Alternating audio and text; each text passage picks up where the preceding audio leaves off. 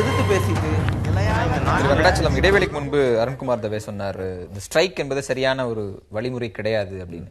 பிற துறைகள் வேலைநிறுத்தம் செய்தால் நேரடியான மக்கள் பாதிப்பு அப்படிங்கிறத தாண்டி இது கூடுதல் பாதிப்பை வங்கிகள் வேலைநிறுத்தம் ஏற்படுத்தும் அப்படிங்கும்போது இதை தெரிந்திருந்தும் வங்கி ஊழியர் வேலைநிறுத்தத்தை செய்ய வேண்டிய அவசியம் எங்க வந்தது? இது ஒரு வழிதான் மக்களுக்கு நேரடியாக கவனத்தை எங்களால் ஈர்க்க முடிகின்றது. இல்லைன்னா வேற எந்த வழியில சொல்ல முடியும்? மக்களுக்கு எப்படி தெரியும்? இன்னைக்கு எல்லாரும் பேசுவாங்க, ஏன் வங்கியில் ஸ்ட்ரைக் அப்படின்னு பேசுவாங்க. அப்ப நாங்க வங்கி சீர்திருத்தம் வேண்டாம், வராக்கடன் அதிகமாக இருக்கு, அரசு அது நடவடிக்கை எடுக்கவில்லை, தனியார் பயம் தவறு, உலகமயமாக்கல் தேவையில்லை, தேவையான மூலதனத்தை அரசாங்கம் கொடுக்கவில்லை, இதெல்லாம் மக்களுக்கே தெரியாது. மக்கள் ஏதோ வங்கியில் அவங்க பணத்தை போட்டிருக்கிறாங்க, ஒரு புன்முறுவலோடு ஒரு சேவை கிடைத்தா உடனே சர்வீஸ் கொடுத்தா அதோட போகணும்னு நினைக்கிறான். மக்களுக்கு போகணும்னு சொன்னா இதுதான் உடனே போக முடியும், வேற வழியே கிடையாது. 125 கோடி இருக்கக்கூடிய மக்கள் இருக்கக்கூடிய இந்தியாவில் எப்படி போய் எல்லாருக்கும் சொல்ல முடியும்? ஸ்ட்ரைக்னா உடனே இன்ஸ்டன்டா எல்லாம் நியூஸ் போயிடுது. எங்க ஊதியத்தை நாங்க இழந்துதானே பண்றோம். இது அரசு இது தேவையில்லை, இது மக்களுக்கு நல்லது இல்லைன்னு சொன்னா 20 நாள் முன்பாக நோட்டீஸ் கொடுத்திருக்கிறோம். அப்ப என்ன பேசணும் அப்படின்னு அரசாங்கம் இதை வச்சு உட்காந்து பேசலாமே? இல்ல இது நல்லதுன்னு சொல்லி எங்களை கன்வின்ஸ் பண்ணலாமே? இவ்வளோ 10 இருதரப்பு ஒப்பந்தம் போட்டிருக்கிறோம் நிர்வாகத்துடைய எங்களுடைய கோரிக்கையை வச்சு. அப்போ இது சீர்திருத்தம் நல்லது அப்படின்னு சொன்னா ஒத்துக்க தயார். ஆனா நல்லது இல்லைன்னு அவங்களுக்கும் தெரியும். அப்ப அது மக்கள் கவனத்தை ஈர்க்கணும் அப்படின்னு சொன்னா இதுதான் வழி. தொழிற்சங்கத்துக்கு வேற என்ன சார் வழி? சர்ஜனுக்கு என்ன வேலை? கட் பண்ணி எடுக்கிறது தான் வேலை. அது மாதிரி தொழிற்சங்கத்துக்கு போராட்டம் தான் வேலை. அப்போ மக்கள் கவனத்தை எங்களுக்காக நாங்க போறோம்னா பரவாயில்ல, மக்களுக்காக போராடி கொண்டிருக்கிறோம். இது யாருக்குமே ஒன்னும் எதிர்ப்பே கிடையாது. இன்னைக்கு ஒரு நாளைக்கு கொஞ்சம் எங்களுக்கு சர்வீஸ் கிடைக்கலன்னு நினைக்கலாம். ஆனா நிறைய பேர் இன்னைக்கு காலையில சொல்லிக்கிட்டு இருக்கிறோம், எங்களுக்காக நீங்க போராடுவதை ரொம்ப நாங்க வரவேற்கிறோம் அப்படின்னு சொல்லிட்டு இருக்கிறாங்க. இது ஒரு சீரியஸான விஷயமாக இருந்தாலும் வேறு வழியின்றி இது செய்யறோம் அப்படின்னு திரு வெங்கடாச்சலம் சொல்றாரு. இன்னொரு பார்ட்ல 20 நாள் நோட்டீஸ் கொடுத்தோம், இது இவ்வளவு சீரியஸானது, ஒரு நாள்ல எக்கனாமியை ஒரு மாதிரி இதாக்கிரும் அப்படின்னு சொன்னா அரசு தீவிரமாக ஊழியர்களோட பேசியிருக்கலாங்கிற வாதமும் சரிதானே? இல்லையே, அவங்க ஐபிஐ பேங்க்ல இருந்து அவங்க கவர்மெண்ட்ல இருந்து எதுவும் கூப்பிடல. அந்த ரிகன்சிலேஷன் மிஷினரி தான் ஏதோ ஒன்று உங்களை கூப்பிட்டு பேசியிருக்காங்க. சாரோட ஒரு இதையே பார்த்தேன், கவர்மெண்ட் அவங்க சைடோட பாயிண்ட் தான் ஜஸ்டிஃபை பண்ணிட்டு இருக்காங்க அப்படின்னு தான் சொல்றாரு. இப்ப சொன்னாரு கவர்மெண்ட் அவங்க ஜஸ்டிஃபை பண்ணா நாங்க ஒத்துட்டு இருப்போம்னு சொன்னாரு. பட் அவங்களோட ஒரு மீடியாவிலே பார்த்தேன் கன்வின்ஸ் பண்றது அவங்க அவங்களோட சைட்ல. அதுல இதுல ஸ்ட்ரைக்குக்கும் என்பிஏவுக்கும் என்ன சம்பந்தம் இருக்குன்றது எனக்கு தெரியணும். அதாவது என்பிஏன்றது ஒரு தனி ப்ராசஸ். இதை கலெக்ட் பண்ண, அதாவது நம்ம கலெக்டிவா இதுல இன்னும் ஒர்க் பண்ணி எக்ஸ்ட்ரா அடிஷனலா ஒர்க் பண்ணி இவங்க பிரைவேட்டுக்கு கொடுத்ததே பாத்தீங்கன்னா நிறைய பேர் ஸ்டாஃப் என்ன சொன்னாங்க, எங்களால போய் பேங்க் ஸ்டாஃபா எங்களால போய் கலெக்ட் பண்ண முடியல. ஈவன் மற்ற லோன்ஸ் எல்லாம் கொடுத்தாங்களே அவுட் சோர்ஸ் பண்ண ரீசனே எடுத்த உடனே கொடுக்கல, பேங்க் ஸ்டாஃபால கலெக்ட் பண்ண முடியல. அது அவருக்கும் தெரியும். And overloaded. இப்போ bank staff, public sector banks employees எல்லாம் ஓவர்லோடட் ஒர்க் பண்ற அத்தனை பேருமே ரொம்ப கஷ்டப்படுறாங்க. ஏன்னா ஆட்கள் எடுக்கணும் டெஃபினட்டா. அதனாலதான் அது இவ்வளவு நாளா பாத்தீங்கன்னா ஒரு ஆர்கனைசேஷன் எப்படி இருக்கணும்னா இப்ப லீன் மீன் ஃபேட்டா இருக்கணும். அதுல இல்லாம எக்ஸஸா இருக்கும்போது அட்மினிஸ்ட்ரேட்டிவ் காஸ்ட்லாம் ஜாஸ்தியா இருந்தா இது ஒரு என்ன கனெக்ட் இருக்குன்னு சொன்னீங்க. அதே மாதிரி ஐடிபிஐக்கும் இந்த ஸ்ட்ரைக்கும் என்ன கனெக்ட்? எஸ்பிஐ மெர்ஜர் சார் அடுத்த மாசம் அனௌன்ஸ்மெண்ட் வரப்போகுது சார். எஸ்பிஐ இது எல்லா ப்ராசஸும் முடிஞ்சு போச்சு, அவருக்கே தெரியாது. 60-70% மேல முடிஞ்சிருக்கும் மெர்ஜருக்கு. எல்லாமே அனௌன்ஸ்மெண்ட் இஸ் டியூ. இப்போ இதுல இது ஏற்கனவே 2-3 வருஷமா ஆரம்பிச்சது. சொல்றேன், கேரளா அரசாங்கம் அங்க ஸ்டேட் பேங்க் திருவாங்கூர் இருக்கு, கேபினெட்ல முடிவு எடுத்துட்டாங்க. அது அவங்களுக்கும் தெரியும். அதுக்கு பிறகும் கேரள அரசாங்கம் அந்த இதுல அசம்பிளில சீஃப் மினிஸ்டர் ஒரு ரெசல்யூஷனை கொண்டு வந்து எல்லா கட்சி எல்லாரும் சேர்ந்து ஒரு தீர்மானம் போட்டிருக்க, இந்த வங்கியை மூடக்கூடாது, இது அரசாங்கத்திற்கு மூடுறது இல்ல சார்.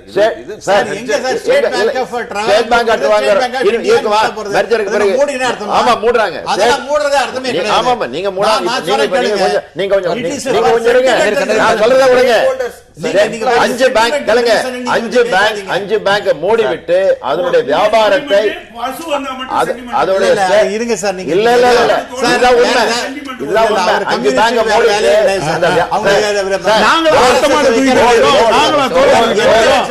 வந்தாலும் அவங்களுக்கு இதைத்தான் பேச தெரியும். நீங்க கேளுங்க, 5 பேங்க் மூடிட்டு அந்த வங்கியோடைய வியாபாரத்தை ஸ்டேட் பேங்க் அக்வயர் பண்ணணும், அதுதான் ரெசல்யூஷன். ஆனா இதெல்லாம் தெரிஞ்ச பிறகு கேரளாவில் அசெம்பிளி காமன் மேனுக்கான கிளாரிட்டியாவும் இந்த கேள்வி எடுத்து நீங்க பதில் சொல்லுங்க. மூடுவது கிடையாது, அது ஒரு பெயர் மாற்றம், ஃபங்க்ஷனல் சேஞ்ச். அவங்க சொல்றதுக்கும் நீங்க சொல்றதுக்கு என்ன வேறுபாடு?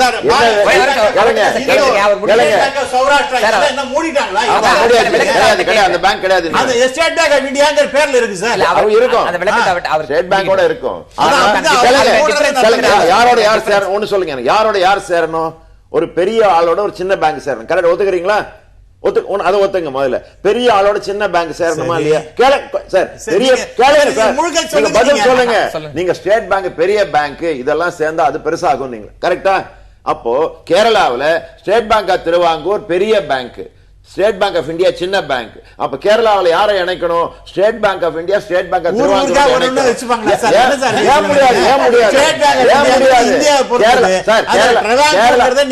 கேரளா சீஃப் மினிஸ்டர் சொல்றாரு எங்களுக்கு ஸ்டேட் பேங்க் ஆஃப் திருவாங்கூர் தேவை அப்படின்னு சொல்றாரு. அதெல்லாம் சென்டிமெண்டல் ரீசன் சார். அது not acceptable. Employees are not opposing it. Sir இவங்க வெங்கடாச்சலம் போன்றவர்கள் அவங்க சொல்லுவாங்க அப்போஸ் பண்றாங்க. இன்னைக்கு எல்லாம் youngsters they know what is what. அதனால இன்னைக்கு நிறைய பேர் உங்களுக்கு சப்ஸ்கிரிப்ஷன் கொடுத்துட்டு இருக்காங்க, பேருக்கா நிப்பாங்க. பட் உங்களை எல்லாம் டிஷ் பண்ணிட்டு போடுவாங்க. they will not align with you. I am telling you my dear, நீங்க அந்த பழைய கதையே பேசாதீங்க. நீங்க புதிய கதையை பேசிக்கிற மாதிரி அந்த பழைய கதையை நீங்க தயவுசெய்து பேசாதீங்க. புதிய தலைமுறை ஆட்களை பத்தி பேசுங்க. எல்லாருக்கும் மோடி அரசாங்கம் என்ன பண்றாங்கன்னு தெரியும். பேங்க் சர்வீசஸ் இருக்குல்ல, நீங்க வந்து கேக்குறேன் சார், நீங்க கடைக்கோடி மனிதனுக்கும் வங்கி சேவை அப்படின்ற இலக்கு தான் தேசியமயமாக்க அந்த காலகட்டத்தில் சொல்லப்பட்ட ஒரு முக்கியமான வாதம். அப்ப நீங்க பேங்க் சர்வீசஸை டீசென்ட்ரலைஸ் பண்ணி இன்னும் புதிய தனியார் அரசுடைய வங்கிகளை கொண்டு வந்து அது கடைக்கோடிக்கும் போய் சேர்ந்துருச்சு அப்படின்னு சொல்றது சரியா? ஏற்கனவே கடைக்கோடில சர்வீஸ் பண்ணிருக்கவங்களே ஒரு நேஷனலைஸ்ட் ஒரு நெட்வொர்க் இருக்கிற பேங்கோட கொண்டு வந்து அதனுடைய சர்வீசஸ் குறைக்கிறது சரியா? இல்ல, அவங்களோட சர்வீசஸ் இம்ப்ரூவ் பண்றது தானே இந்த ரிஃபார்ம்ஸ் ப்ராசஸே. இப்போ too many branches, too many banks இருக்குன்றது ப்ரீவியஸ் ஒரு 15 இயர்ஸாவே இதை சொல்லிட்டு இருக்காங்க. 8 பேங்க்கு மேல இருக்கக்கூடாதுங்க, எல்லாமே லாஸ் மேக்கிங். நிறைய நேஷனலைஸ் பேங்க்ஸ் பிசைட்ஸ் இந்த எஸ்பிஐயோட மெர்ஜரை அந்த ஸ்டாஃபே ஸ்டேக் ஹோல்டர்ஸ் அவங்க தானே, அவங்க கிட்ட சொல்றீங்க. அவங்க they are okay. Pradhan மந்திரியோட Jan Dhan Yojana வந்தபோது, கின்னஸ் புக் வந்தால தனி டிபேட். ஜன்தன் யோஜனா வந்தபோது இங்கு பெரும்பான்மை மக்களுக்கு வங்கி கணக்கே இல்லைன்னு தானே புள்ளி விவரங்கள் வந்தது. நீங்க வங்கிகளுடைய சர்வீஸ் இன்க்ரீஸ் பண்ணிருந்தீங்கன்னா எல்லாருக்கும் வங்கி கணக்கு வந்திருக்குமே. இல்ல வங்கிகள் போய் சேராத கிராமங்களே இருக்கு. இப்போ என்சிஓ கலெக்ட் பண்ணோம், பேங்க்ஸா மாத்தணும்னு பேசிட்டு இருக்கீங்க. பேங்க் இருக்கிற பேங்க் மூடிட்டு போஸ்ட் ஆபீஸ்ல பேங்க் திறக்கிறது, மாத்தணும்ங்கிறது தான் சார் அவரோட ஐடியா. உங்களோட ஐடியாவும் அதுதான், எல்லாரோட ஐடியாவும் அதுதான். அதனால மெர்ஜர்ன்றது அன்னவாடி. இப்போ Facebook வந்து வாட்ஸ்அப் வாங்குச்சு, நோக்கியாவை மைக்ரோசாஃப்ட் வாங்குச்சு, இன்னைக்கு யாஹூவை வாங்கியாச்சு. So merger, take over, acquisition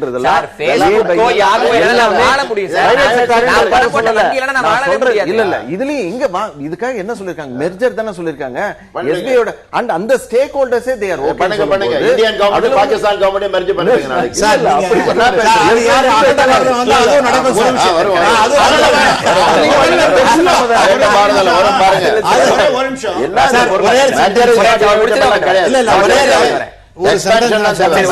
அதாவது என்னன்னா இந்த பழைய சிஸ்டம்லாம் நீங்க அப்ப பேசினது 1970 நேஷனலைசேஷன். நான் கூட தான் அப்ப நான் வந்து யூனிவர்சிட்டி ஸ்டூடெண்டா இருக்கும்போது நான் நிறைய பேப்பர்லாம் பிரசன்ட் பண்ணிருக்கேன், எக்கனாமிக்ஸ் பிரமாமா இருக்க போறதுன்னு. பட் அதனுடைய வேல்யூங்கிறது ஒரு லெவல் இருந்து அதுக்கப்புறம் டெட்டீரியரேஷன் தான் வந்துட்டு இருக்கு. அதனால மில்டன் ஃப்ரீட்மன் ஒரு பெரிய எக்கானமிஸ்ட் வேர்ல்ட்ல அவர் என்ன சொல்றாருன்னா, the business of business is business அப்படிங்கிறது தான். அது இப்ப மோடியோட கவர்மெண்ட் என்ன, the business of government is governance. நான் போய் பிசினஸ்ல உட்கார்ந்துக்கிறது எனக்கு இப்ப wherever it is not required நான் அதுல நான் பிரவேசிக்க மாட்டேன். பிசினஸ் மட்டும் இல்ல, சர்வீஸும் இருக்குல்ல. இது அவன் சார் இந்த வார்த்தை எடுத்துட்டீங்களா? Business includes services also. அதனால நீங்க சர்வீஸ் பிரதானம் யார் கூட sir governance we are talking about IDB. உங்களுக்கு தெரிஞ்ச எக்கனாமிக்ஸ்ல நான் கேக்குற டவுட், ஒரு அரசு ஒரு ஸ்டேட்னுடைய ஒரு வெல்ஃபேர் ஸ்டேட்னு கிளைம் பண்ணிக்கூடிய அரசுடைய வேலை முதல்ல சர்வீஸ், இரண்டாவது பிசினஸ் தான். கிடையாது கமர்ஷியல் பேங்க் சார் இது கமர்ஷியல் சர்வீஸ். கமர்ஷியல் பிசினஸ் இது நீங்க கமர்ஷியல் சர்வீஸ்லயும் என்டர்பிரைஸ் கொண்டு வரணும். நீங்க ரெண்டு பேரும் கேட்டீங்கன்னா பதில் சொல்ல முடியாது. நீங்க ரெண்டு பேரும் பேசினா என்னால பதில் சொல்ல முடியாது. நீங்க 8 பேருக்கும் பதில் சொல்ல முடியாது, 2 பேர் மட்டும். இல்ல நீங்க கமர்ஷியல் பேங்க் தான் நான் பதில் சொல்றேன். தனியா கேளுங்க. இந்த கடன்லாம் கொடுக்க கமர்ஷியல் பேங்க்னா என்ன? there should be an element of profit. அதான் கமர்ஷியல். அப்புறம் என்ன அதுவே இல்ல ஒரு நிமிஷம் அவர் சொன்னார். அதாவது போராட்டத்தை பத்தி சொன்னார். எதுக்குமே மசியாத ஒரு அரசாங்கமோ நிர்வாகமோ இருந்தா என்ன பண்ணுவீங்க? நான் டெமோக்ரஸியை பத்தி எல்லாம் எனக்கு கவலை இல்லப்பா. பைலேட்டரல் அமைப்புகள் எதையும் நான் கூப்பிட மாட்டேன்பா. லேபர் யூனியன்ஸோட நான் பேச மாட்டேன்பா. நான் வேணா பிஎம்எஸ் தனியா RSS ஆட்களோட போய் அவரு பார்த்து பாருப்பா. இப்படி ஒவ்வொன்றும் இப்ப 4 நாள் ப்ராசஸ் நடக்குது. இது ஒரு எதேச்சாதிகாரம். நீங்க பேச மாட்டேன்றீங்க, போக வேண்டியது இருக்கு ஜனங்கள்கிட்ட. நான் இன்னொன்னு கேட்க விரும்புறேன், அக்ரிகல்ச்சரல் லோனு பிரைவேட் பேங்க்ஸ் கொடுக்குறாங்களா? ஒரு சொல்லட்டும். அக்ரிகல்ச்சர் கொடுக்குறாங்க. எவ்வளவு கொடுத்துருக்காங்க சார்? எவ்வளவு வேணும்? நீங்க இப்ப அத இவரை கேளுங்க. டெஃபினட்டா they are giving priority sector. Agriculture cannot be ignored. அதே மாதிரி லோன் டு தீஸ் ஸ்டூடண்ட்ஸ்க்கு கொடுக்க முடியாது, சொல்ல முடியாது. தாராளமா நீங்க இல்ல சொல்ல இல்ல சார். நாம வந்து USA கிடையாது பேசிட்டு இருக்கேன். நீங்க இல்ல இல்ல ஒரு நிமிஷம் இல்லங்க, மக்கள் புரியுறதெல்லாம் கிடையாது. நீங்க நான் இப்பவும் சொல்றேன், இதே அரங்கத்துல நான் சொல்லியிருக்கேன், கச்சா எண்ணெய் விலை குறைஞ்சா பிஜேபி கவர்மெண்ட் விலையை குறைக்கும், நாங்கள் வந்தோன்னு அதை செய்வோன்னு சொன்னாங்க. நான் சொன்னேன் ஒரு மாலை வாங்கி வச்சிருக்கேன், உங்களுக்கு கொண்டாந்து போடுவேன்னு. இன்னைக்கு வரை இல்லை. இப்போ பேசல் நாம் சார் சொன்னாரு, கரெக்டு, அமெரிக்கா இதுவரை அமல்படுத்தல. ஜனவரி 2019 கொஞ்சம் பாருங்களேன், அவங்க ஏத்துக்கல. நான் என்ன ஏத்துக்கல, அவங்க தான் சார் ஆரிஜினேட்டர்.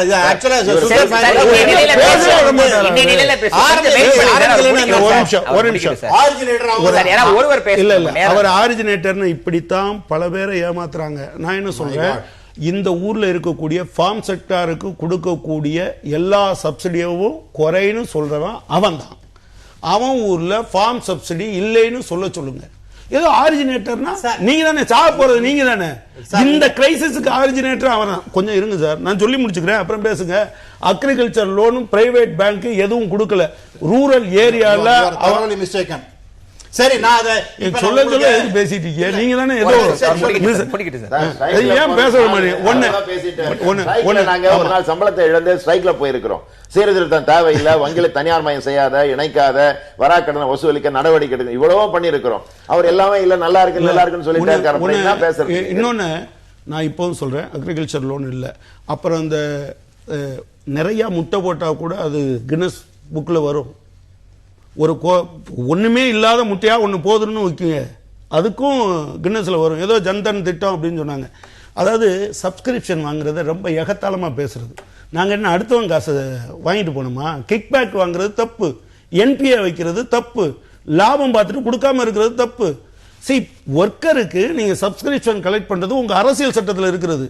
திருடுறது தப்புன்னு சொல்லியிருக்கு, ஏமாத்துறது தப்புன்னு சொல்லியிருக்கு.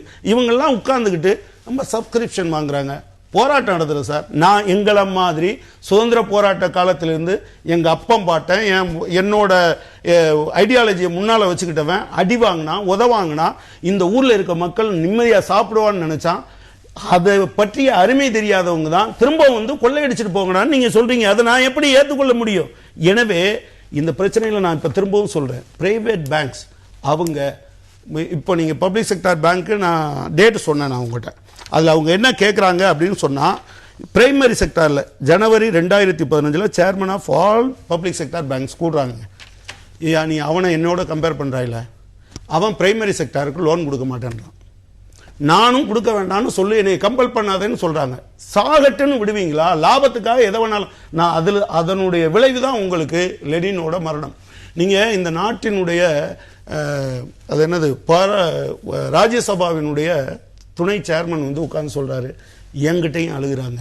டி.கே. ரங்கராஜன் எம்பி சொல்றாரு, ஐயோ இப்படி நடக்குது, இப்படி போய் ஒரு வெனிஸ் நகரத்து வியாபாரி மாதிரி ரத்தம் சொட்ட சொட்ட பண்றீங்களே அப்படின்னு.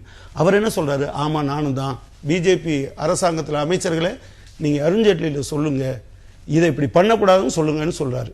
இது எவ்வளவு மோசம்! இதை பற்றிய கவலை இருக்கு அரசாங்கத்துக்கு? ஒரு உயிர் காப்பாற்றப்படுவதற்காக எவ்வளவு, அதாவது இவங்க கொடுத்த 1.5 லட்சம் ரூபாய்க்காக அந்த பிள்ளைய உருவாக்கி வளர்த்து இவ்வளவு காலமும் செலவழிச்சது முழுவதையும் ஒரு 5 செகண்ட்ல எடுத்துட்டு போயிட்டாங்களே.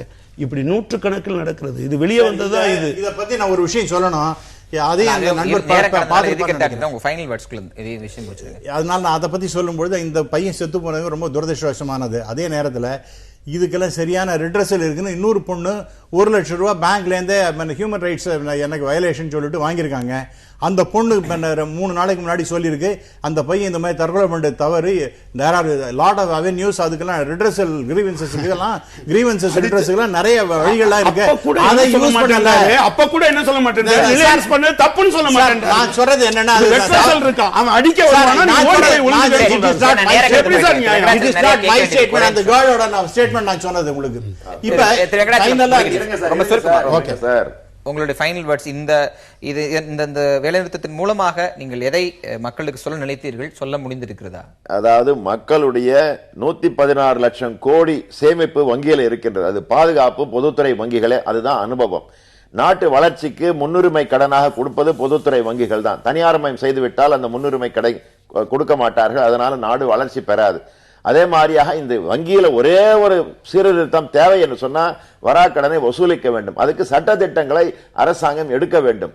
அந்த பெயரை அறிவித்து குறிப்பாக வசதி இருந்து திருப்பி செலுத்தாத அந்த வராக்கடன் ஆட்கள் மீது கிரிமினல் நடவடிக்கை எடுத்து அந்த பணத்தை திருப்பி பெற வேண்டும். இதனால வங்கிகள் நல்ல முறையில் நடக்கும். அரசாங்கத்துடைய இந்த உதவி இல்லாமலேயே வங்கிகள் பொலிவாக நடக்க முடியும். இது மக்களுக்கு தெரிய வேண்டும் என்பதற்காக மீண்டும் மீண்டும் அவங்க கவனத்தை ஈர்க்க போராட்டம் தேவை என்று சொன்னா போராட்டம் செய்வதை நாங்கள் தவிர்க்க முடியாது.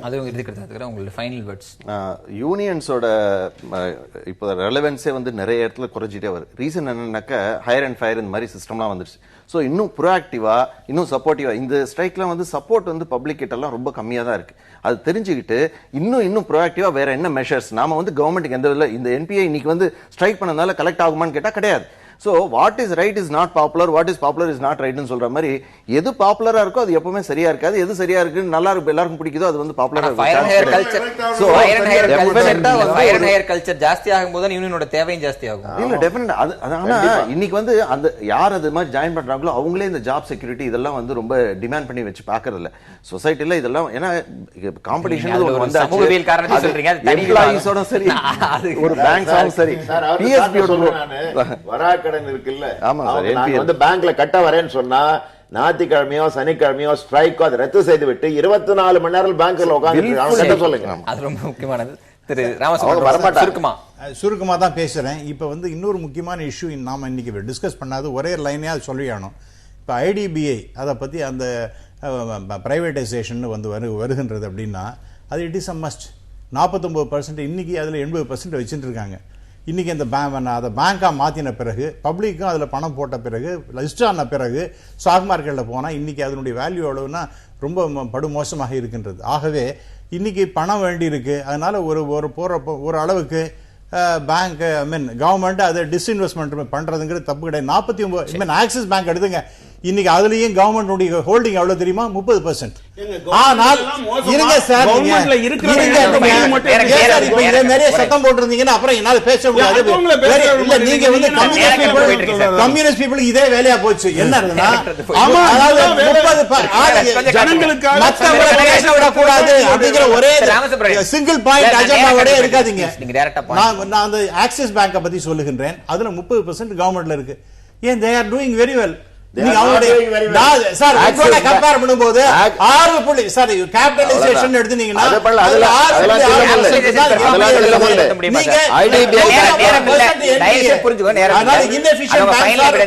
பப்ளிக் செக்டார் பேங்க்ஸ் அது சரி செய்ய வேண்டிய நேரம் வந்தாச்சு. ஸ்டேட் பேங்க்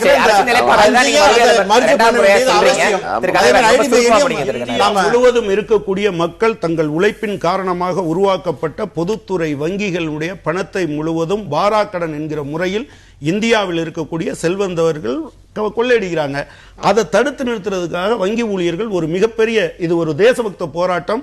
அந்த ஊழியர்கள் அனைவருக்கும் அந்த தேசபக்த கடமையை நிறைவேற்றியதற்காக அவர்களுடைய பாராட்டுக்கள். மார்க்சிஸ்ட் கட்சியும் அவர்களோடு இணைந்து நிற்கும். நன்றி. ஆக்சிஸ் பேங்க் பத்தி சொன்னாரு. NBA net NBA 0.7%. அதனால நீங்க இல்லதான் இருக்கிறதா சொல்லாதீங்க. உங்களுக்கு தான் டீடைல்ஸ் தெரியும் அர்த்தம் இல்ல. we also know about the details. கொடுத்த கடன்ல யாருக்கு ஐடிபிஐ யார் கடன் கொடுத்தாங்க? ஐடிபிஐ பேங்க் யார் கடன் Point கொடுத்திருக்காங்க? நான் லிஸ்ட் படிக்கட்டுமா? ஐடிபிஐ யார் கொடுத்திருக்காங்கன்ட்டு ஆக்சிஸ் பேங்க் அவங்களுக்கு கொடுக்கல. ரெண்டையும் compare பண்ணுங்க. மொத்தத்துல நேரம் இல்ல, அதனால ஐசிஐசிஐ பேங்க் நிறைவே செய்றேன். நிறைவே நிகழ்ச்சி செய்றேன். நீங்கள் கலந்து கொண்ட அனைவருக்கும் இல்ல, நிறைய நன்றி. பேசலாம், மீண்டும் நிறைய ஒரு முறை பேசலாம். சந்திக்கலாம். நேர்பட பேச மீண்டும் ஒரு முறை நேர்பட பேசாமல் சந்திப்போம்.